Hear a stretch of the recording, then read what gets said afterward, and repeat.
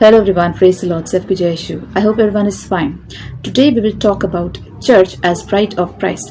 यानी चर्च जो होता है वो क्राइस्ट की ब्राइड है. आज हम इसके बारे में बात करेंगे. We are going to talk about the relationship between Christ and the church. यानी चर्च का क्राइस्ट के साथ क्या रिलेशनशिप होना चाहिए.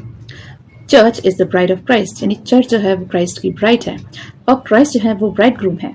यानी क्राइस्ट जो है वो ब्राइड ग्रूम है, दुल्हा है, और जो चर्च है वो उसकी दुल्हन है.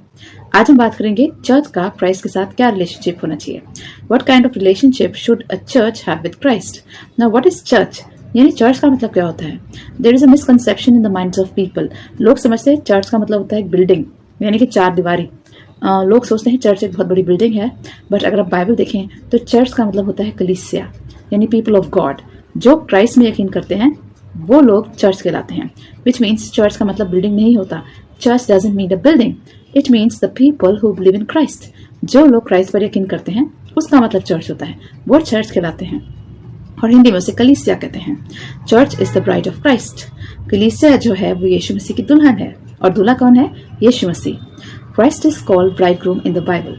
यानी बाइबल अगर आप देखें तो उसमें क्राइस्ट को ब्राइड ग्रूम का है, यानी दुल्हा का है. As a husband cares for the wife and loves the wife, so Christ loves the church. यानी जैसे एक हस्बैंड होता है वो वाइफ को प्रेम करता है और उसकी केयर करता है, वैसे ही क्राइस्ट हमें प्रेम करते हैं, चर्च को प्रेम करते हैं, यानी कलीसिया को प्रेम करते हैं और उसकी केयर करते हैं. ऐसा एफिशियंस चैप्टर 5 वर्स 25 में लिखा है. Church means the people of God. And as a husband cares for the wife, so Christ cares for his people. Now, wife should live in submission to husband. यानी wives के लिए कहा है कि वो husband के अंडर रहें, यानी उनके सबमिशन में रहें. So church is in submission to Christ. यानी चर्च जो है वो क्राइस्ट के सबमिशन में रहता है, जैसे एक वाइफ हस्बैंड के सबमिशन में रहती है. ऐसा एफिशियंस चैप्टर 5 वर्स 22 में लिखा है. एंड एफिशियंस चैप्टर 5 वर्स 24 में भी लिखा है कि वाइफ्स जो हैं वो बिल्कुल ही अपने आप को हस्बैंड्स के अधीन रखती हैं. वैसे ही चर्च जो है, जो पीपल ऑफ गॉड हैं, वो क्राइस्ट के अधीन होते हैं. Husband is the head of the bride. यानी हस्बैंड जो होते हैं वो ब्राइड का हेड होते हैं, उसका सर होते हैं. Similarly Christ is the head of the church. यानी क्राइस्ट भी चर्च के हेड होते हैं. चर्च में जो लोग होते हैं, पीपल जो होते हैं, यानी ईसाई धर्म, ईसाई लोग जो होते हैं, उनका हेड कौन है. Christ. Christ is the head of church. ईसाइयों का हेड क्राइस्ट है, जैसे एक वाइफ का हेड उसका हस्बैंड होता है. ऐसा एफिशियंस चैप्टर 5 वर्स 23 में लिखा है. Christ is the head of the church, he is the saviour of his body, that is the church. Husband protects the wife and so Christ protects the church. जैसे एक husband अपनी wife को protection देता है, उसे हर तरह के खतरे से बचाता है, similarly Christ also protects the church. ऐसा एफिशियंस चैप्टर 5 वर्स 23 में लिखा है. Christ died for the church. Efficiency 5:29 says कि यीशु मसीह ने चर्च के लिए, यानी कलीसिया के लिए, यानी लोगों के लिए, ईसाइयों के लिए अपनी जान दी. तो जैसे क्राइस्ट चर्च को प्रोटेक्ट करते हैं, वैसे ही हस्बैंड्स वाइफ को प्रोटेक्ट करते हैं. विच मीन जैसा हस्बैंड वाइफ का रिलेशनशिप होता है, वैसे ही कलीसिया का रिलेशनशिप क्राइस्ट के साथ होता है. बिकॉज हस्बैंड वाइफ का जो रिलेशन होता है, that is the closest relationship. Similar relationship we the people, that is the church, shares with Christ. Now, as the bride respects the husband and honors the husband, so the church respects the Lord. Which means जैसे wife अपने husbands को honour करती है, respect देते हैं, वैसे ही church Christ को honour करता है. ऐसा एफिशियंस चैप्टर 5 वर्स 33 में लिखा है. He who is united with the Lord is one in spirit. यानी जैसे हस्बैंड वाइफ यूनाइटेड रहते हैं मैरिज के बाद, सिमिलरली जो इंसान क्राइस्ट के साथ यूनाइटेड रहता है, उसकी स्पिरिट क्राइस्ट के साथ मिल जाती है. Which means we unite with Christ in spirit. Our spirit connects with the Holy Spirit. ऐसा 1 Corinthians chapter 6 verse 17 में लिखा है. Which means the relationship of husband wife is the closest one. जैसे husband wife का सबसे close relationship होता है, वैसे ही हमारा क्राइस्ट के साथ होता है.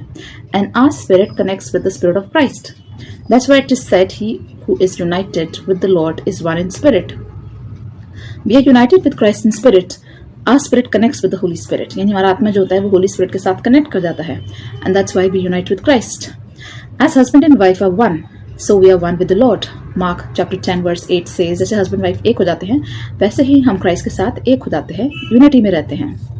Now, as there is one body and many organs, so there is one Christ and many members of the body of Christ. जैसे हमारी जो बॉडी होती है उसके बहुत सारे ऑर्गन्स होते हैं. हमारी बॉडी में एक ऑर्गन नहीं है. There are many organs in the body. हमारे हाथ पैर होते हैं, हमारा सर है, आंख है, नाक है, कान है. Which means one body contains many members. Similarly, Christ is one, but we are the members of his body. यानी क्राइस्ट तो एक है, लेकिन हम उनके मेंबर्स हैं. And that's why we are known as the body of Christ.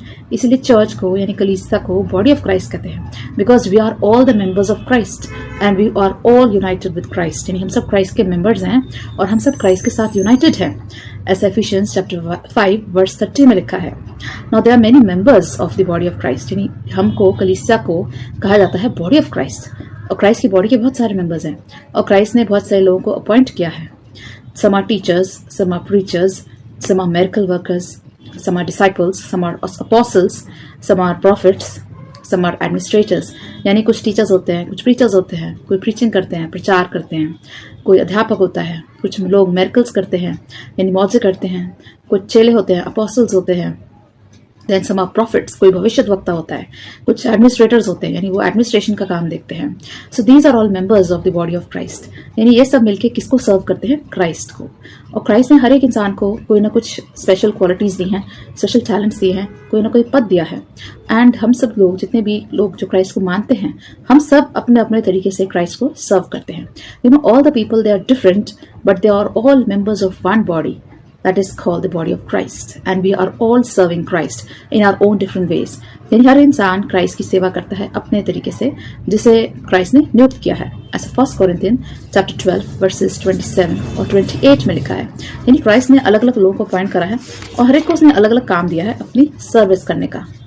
As the bride says, the time for the husband, so we are the bride of Christ। यानी जो ब्राइड होती है वो हस्बैंड के लिए होती है। Similarly, we are living lives for Christ। We are the body of Christ and we are for Christ। Eve was made for Adam and not Adam for Eve। यानी गॉड ने ewe को Adam के लिए बनाया। God ने कहा Adam का अकेले रहना ठीक नहीं, तो उसके लिए कंपेनियन बनाया यानी Eve. That means wifes are made for husband, similarly we are made for Christ, which means we are the bride of Christ. The Bible says the Lord Jesus will come in the end and prepare a banquet for us। अगर आप Bible देखें तो उसमें लिखा है revelation में कि Christ last में आएंगे वर्ल्ड के एंड में और हमारे लिए एक बैंक्वेट तैयार करेंगे यानी भोज तैयार करेंगे। We are going to join him in the banquet। Revelation chapter 19 verses 7 to 9 says कि क्राइस्ट जब आएंगे तो हमारे लिए एक बैंक्वेट तैयार करेंगे यानी एक शाही भोज तैयार करेंगे जिसमें हम उनके साथ शाही भोज करेंगे। उसमें क्या होता है, जैसे भोज होता है जब ब्राइड और ब्राइडग्रूम एक साथ भोज करते हैं, सिमिलरली जब वर्ल्ड का एंड होगा तो Christ will come and he will take us to his banquet। He has prepared a royal banquet for us। We are the bride and we will join Christ in the banquet। This reminds me of the story of the 10 virgins। This is given in Matthew chapter 25 verses 1 to 13। अगर आप मत्ती की किताब देखें chapter 25 verses 1 to 13, वहाँ पे story दी है 10 कुमारियों की, 10 virgins की। Now 5 of them were very active and the other 5 were lazy। यानी 10 कुमारियाँ होती है जिसमें 5 बहुत एक्टिव होती है और जो बाकी की 5 होती है वो बहुत लेजी होते हैं। The active ones they carried extra oil for the lamps and the lazy ones didn't arrange any extra oil but they all slept। यानी जो एक्टिव वाले होते हैं वो अपने साथ एक्स्ट्रा ऑयल रखते हैं अपने लैम्प्स के लिए, और जो लेजी वाले होते हैं वर्जन्स वो कोई एक्स्ट्रा ऑयल अरेंज नहीं करते, और जब दूल्हे को आने में देरी होती है तो वो 10 के 10 सो जाते हैं। And in the night suddenly the bridegroom he appeared and all these virgins they woke up। जब नाइट होती है, जब ब्राइडग्रूम आता है तो सारे वर्जिन्स उठ के बैठ जाते हैं। The lazy ones did not have oil so they asked the others to give them oil. और उसमें से जो लेजी वाले जो वर्जिन्स होते हैं उनके पास ऑयल खत्म हो जाता है, तो जो एक्टिव वर्जिन्स होती है वो उनसे कहते हैं कि हमें थोड़ा सा ऑयल दे दो बैंक्वेट के लिए, तो उनको रिफ्यूज कर देते हैं। So they went to the market to look for oil. This is written in Matthew's 25 chapter. Now the active ones had oil, they immediately burn their lamps. जो एक्टिव वर्जिन्स होते हैं उनके पास एक्स्ट्रा ऑयल होता है तो अपना lamp जला लेते हैं। And when the bridegroom came, he saw the 5 active virgins waiting for him, and he took them into the banquet and he shut the door। और जब ब्राइडग्रूम आता है तो देखता है कि 5 वर्जिन्स जो हैं बहुत एक्टिव हैं, वो अपने लैम्प्स लेकर रेडी हैं, तो वो उनको अपने साथ बैंक्वेट में ले जाता है और दरवाजा बंद कर देता है। Now this calls for preparation। Here oil represents the Holy Spirit। यानी ऑयल का मतलब यहाँ है होली स्पिरिट। ऐसा मैथ्यू चैप्टर 25 वर्स 10 में लिखा है कि जब ब्राइडग्रूम दरवाजा बंद कर लेगा तो जितने लेजी लोग हैं वो बाहर रह जाएंगे और जो एक्टिव वाले हैं वो हेवन में चले जाएंगे।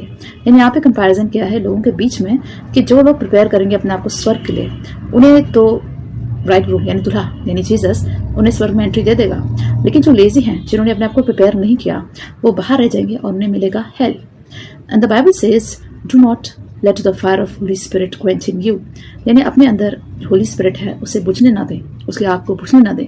ऐसा 1 थेसलोनियंस चैप्टर 5 वर्स 19 में लिखा है। यानी यहाँ पे ऑयल का मतलब है होली स्पिरिट। अगर हमारे अंदर होली स्पिरिट एक्टिव है, वो रिवाइव्ड है, तो हम अच्छे काम करेंगे, हमें हेवन मिलेगा। और अगर हमारे अंदर का होली स्पिरिट बुझ गया है यानी हमसे दूर हो गया है, तब हमें मिलेगा hell, because then that means कि हमने अपने आप को प्रिपेयर नहीं करा स्वर्ग में जाने के लिए। So here oil represents the Holy Spirit. We should be ready and alert for the banquet. यानी अपने अपने आप को तैयार रखना है, प्रिपेयर रखना है उस शाही भोज के लिए, उस बैंक्वेट के लिए जो क्राइस्ट ने हमें प्रिपेयर करा है, ताकि जब वर्ल्ड का एंड हो तो हम क्राइस्ट के साथ जाने के लायक बने। Be ready for the end times. Christ will come and take active people in heaven and close the door. यानी जो एक्टिव लोग हैं, जो जिन्होंने अपने आप को तैयार करा है, जो राइचस पीपल हैं, जब क्राइस्ट लास्ट में आएंगे तो उन्हें अपने साथ लेकर स्वर्ग में जाएंगे और फिर वहां के दरवाजे बंद हो जाएंगे। और जितने भी सिनर्स हैं, जो लेजी हैं, जिन्होंने अपने आप को तैयार नहीं करा, जिन्होंने तैयारी नहीं करी, वो सारे बाहर रह जाएंगे। Are we prepared to receive Christ? Have we prepared ourselves for the kingdom of God? यानी क्या हमने अपने आप को तैयार करा उस बैंक्वेट के लिए, उस शाही भोज के लिए? Many are called but few are chosen, the Bible says. Matthew chapter 22 verse 14 कहती है कि बहुत सारे बुलाए गए हैं, लेकिन उसमें से बहुत कम सिलेक्ट किए जाएंगे। Which means शुरुआत में तो बहुत सारे लोग एक्टिव रहते हैं, बहुत एक्साइटेड रहते हैं, लेकिन अंत में जाके थोड़े ही बचते हैं। Which means many are called but few are chosen. यानी सब लोग एक्साइटेड रहते हैं रिलीजन को लेके, धर्म को लेके, धार्मिकता को लेके, लेकिन उसमें से कितने कर पाते हैं हेवन के लिए? You know how many are able to make it for heaven? This only God knows. We are going to make it for the kingdom. यानी बहुत कम लोग हैं जो स्वर्ग के लिए अपने आप को तैयार कर पाएंगे। This reminds me of another parable. ऐसा ल्यूक चैप्टर 14 में लिखा है, verses 15 to 24. Here, a master threw a banquet, invited important people for the banquet, but they all made excuses and they went away saying that they are busy. यानी एक parable दिया है, एक story Jesus बताते हैं Luke chapter 14 में, versus 15 to 24 में। यहाँ एक मास्टर होता है जो बहुत बड़ा एक शाही भोज रखता है और बहुत खास वीआईपीज को उस पर बुलाता है, तो वो सब एक्सक्यूजेस बना देते हैं और उसके भोज में यानी उसकी पार्टी में नहीं जाते, वो जाने से मना कर देते हैं। कोई कहता है मुझे अपने खेतों में जाना है, कोई कहता है मुझे बहुत काम है, कोई कहता है मेरी मैरिज हुई है, कोई कहता है मुझे एनिमल्स को चराना है। They all made excuses and they didn't go for the banquet. Now the master gets very angry, क्योंकि उस मास्टर ने बैंक्वेट प्रिपेयर करा था, खाना तैयार किया था, लेकिन उसका एक भी इंपॉर्टेंट गेस्ट उसमें नहीं आता। Then the master made the banquet open for all. यानी वो मास्टर अपने सर्वेंट से कहता है कि बैंक्वेट जो है वो सबके लिए ओपन कर दो, invite all kinds of people, whether they are rich, they are poor, सबके लिए खोल दो। और उसमें कौन आए? लेपर्ड्स आए, उसमें पुअर आए, उसमें डाउन ट्रोडन आए, उसमें हैंडीकैप आए, उसमें सिक लोग आए, which means the poor, the leopard, the handicap, यानी जो सबसे ज्यादा बीमार थे, जो हैंडीकैप थे, जो पुअर थे, गरीब थे, जो बूढ़े थे और जो सिनर्स थे, वो सारे उस बैंक्वेट में आ जाते हैं। यानी जो वीआईपीज थे वो उसके बाहर रह गए और जो ऑर्डिनरी पीपल, जो कॉमन पीपल थे, वो सारे बैंक्वेट में आ जाते हैं। This is going to happen in the end times with this generation. यानी एंड टाइम्स में भी कुछ ऐसे होने वाला है। Many people will not be able to make it for the kingdom of God. यानी बहुत सारे लोग तैयार तो करेंगे अपने आप को, लेकिन एंड तक वो नहीं रह पाएंगे।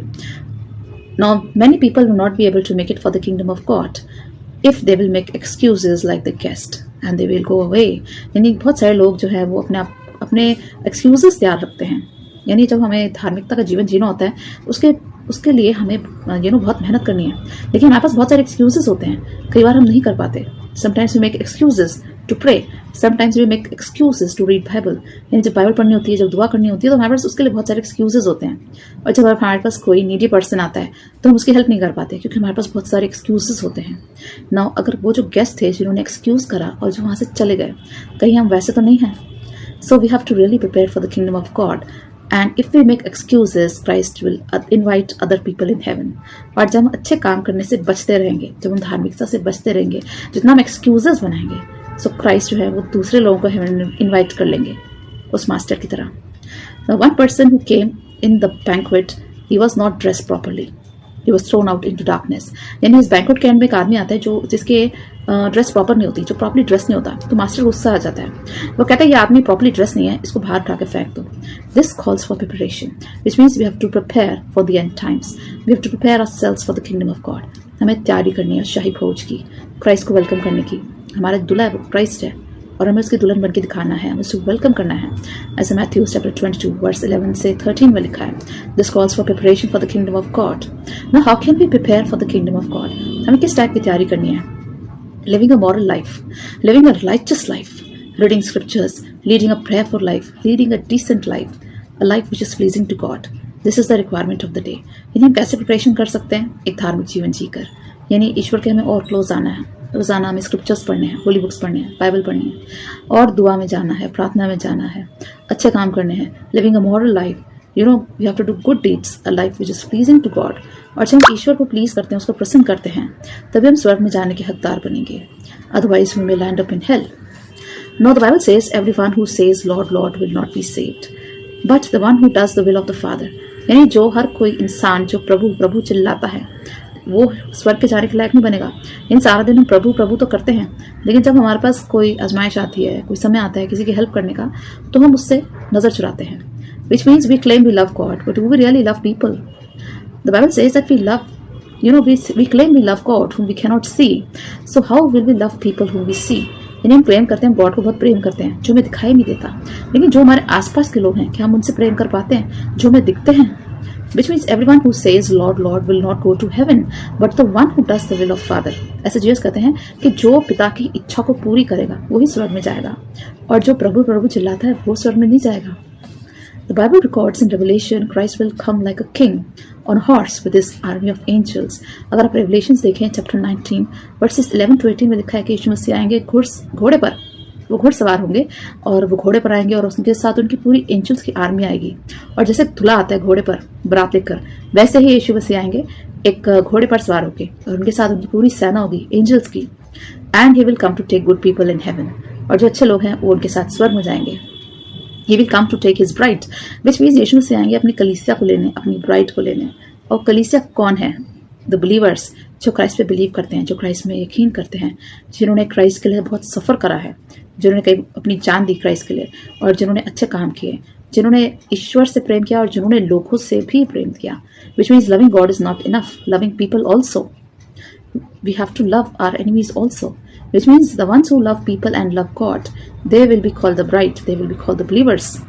And the Bible says all the witchcraft, the idolaters, the liars, the murderers will be outside in hell. और बाइबल कहती है जितने भी witchcraft करते हैं, जो जादू टोना करते हैं, जो गलत काम करते हैं, जो idolaters हैं, जो liars हैं, जो झूठे हैं, जो murderers हैं, जिन्होंने इमोरल लाइफ जी है, जिन्होंने गलत काम किए हैं, जिन्होंने पाप किए हैं, जिन्होंने व्यभिचार किया है, जिन्होंने सिन किया है, जो ईश्वर के अगेंस्ट गए हैं, they all will receive hell where they will be weeping and gnashing of teeth. यानी उन सबको मिलेगा हेल की आग, जहाँ पे रोना और दांतों का पीसना होगा। ऐसे Revelation chapter 21 verse 8 में लिखा है। And the Bible says all the good people will be standing on the right hand of Christ. यानी जो अच्छे लोग हैं क्राइस्ट उन्हें अपने राइट हैंड पे खड़े करेंगे और वो उनसे कहेंगे when I was hungry, thirsty, naked, sick or in prison you visited me. यानी क्राइस्ट उनसे कहेंगे जब मैं भूखा था तुमने खाना दिया, जब मैं प्यासा था तुमने पानी दिया, जब मैं बीमार था, जब मैं प्रिजन में था तब तुम मुझे देखने आए। Now enter the home of my Father. तो ऐसे लोगों को जीसस कहेंगे you are prepared for heaven, come and take your place in heaven, ऐसे मैथ्यू चैप्टर 25 वर्सेस 34 से 40 में लिखा है। और जिन लोगों ने जब जीसस कहेंगे जब मैं भूखा था तुमने खाना नहीं दिया, जब मैं प्यासा था पानी नहीं दिया, और जब मैं बीमार था, जब मैं प्रिजन में था तो मुझे देखने नहीं आए, जो लोग एक दूसरे की हेल्प नहीं करते, they are going to receive hell. Now the people will ask, when did we help you? So Christ will say कि whatever you did for the least of people you did for me. यानी जो तुमने नीचे से नीचे लोगों के लिए काम किया, जो तुमने गरीबों के लिए काम किया, जो तुमने नीडी लोगों के लिए काम किया, जो तुमने हेल्पलेस के लिए, होपलेस लोगों के लिए, गरीबों के लिए, नीडी के लिए, ऑर्फन्स के लिए, विडोज के लिए, ओल्ड के लिए, सिक के लिए, जो तुमने काम किया वो तुमने मेरे लिए किया। You know, when we help needy people, when we help the old, the sick, we help Christ. And the bad ones will be on the left hand side, and the righteous one will be on the right hand side. We all should wait for the bridegroom. यानी हम सब लोगों को इंतजार है हमारे bridegroom का, यानी क्राइस्ट का, और हमें कब मौका मिलेगा क्राइस्ट के साथ स्वर्ग में जाने का, क्योंकि वहाँ जो जिंदगी है वो है अपनी जिंदगी, यानी eternal life, and there is no end to that life. यानी जो लाइफ क्राइस्ट के साथ हम जिएंगे उस जिंदगी का कोई एंड नहीं है, there is no end to it, because that's called the eternal life. यानी जो इटर्नल लाइफ होगी it will be a complete life. वहाँ कोई डेथ नहीं होगा, कोई मिसरी नहीं होगा, कोई सफरिंग नहीं होगी, कोई सॉरो नहीं होगी, कोई सिकनेस नहीं होगी, यानी कोई बीमारी नहीं होगी, कोई दुख नहीं होगा, कोई गम नहीं होगा, वहाँ मृत्यु भी नहीं होगी। And we are going to live with Christ eternally, which means हम हमेशा के लिए क्राइस्ट के साथ जिएंगे। What a blessed life it will be a life which is full of holiness, a life which is pleasing to God. Now let us wait for the bridegroom as a bride waits for the bridegroom. यानी हमें अपने bridegroom यानी Jesus के लिए wait करना है और prepare करना है, जैसे एक ब्राइड प्रिपेयर करती है अपने bridegroom को मिलने के लिए, वो पूरी तैयारी करती है, वैसे ही हमें तैयारी करनी है और हमें वेट करना है क्राइस्ट को मिलने के लिए। We need to prepare ourselves spiritually so that we can meet Christ in heaven and we can live with Christ in heaven. अगर आप Lamentations की बुक देखें चैप्टर 3 वर्स 26 कहती है it is good to wait quietly for the salvation of God. यानी कि हमें इंतज़ार करना है क्राइस्ट के साल्वेशन के लिए, उनके मोक्ष के लिए और उनके उद्धार के लिए, ताकि क्राइस्ट आए एक ब्राइडग्रूम की तरह, एक दूल्हे की तरह, और हमें यानी कलीसिया को यानी चर्च को, अपनी दुल्हन को अपने साथ लेकर जाएं। So we need to prepare seriously ourselves to welcome our bridegroom, that is Christ. I would like to pray for all of you. Heavenly Father, we come before you with our prayers. Father God, we pray for all the viewers who are watching this video. Father God, bless each one of us. Father God, you are the bridegroom and we are the church, the bride of Christ. Help us to prepare to welcome you. Enable us to prepare ourselves spiritually. Enable us to lead a spiritual life, a holy life, a life which is pleasing to God. Help us to be more kind, compassionate, loving, to be merciful, to be kind towards each other. Help us to love each other unconditionally. Enable us to lead a righteous life. Father God, we pray for all those who are seeking healing. Give them healing, Father God. Give them supernatural healing. Give them emotional healing, spiritual healing, physical healing. We pray for everyone who is preparing for exams. Father God, help them to do well in their exams. We pray for everyone who is seeking job. We pray for all those who are seeking homes, who are seeking any kind of help. Father God, bless each one of them. Fulfill all their desires. Fulfill all their plans, all their dreams. Bless each one of us with your divine wisdom. Help us to take our decisions well. Father God, bless each one of us with the gift of Holy Spirit. We give all glory and honor to your name. We ask this prayer through Jesus Christ our Lord. Amen. I hope you are blessed while listening to this message. So always remember, your bridegroom, Christ, is concerned for you. As a bride serves the husband, so live a life which is in service to Christ. Live a holy life, a saintly life. Stay blessed. Bye-bye.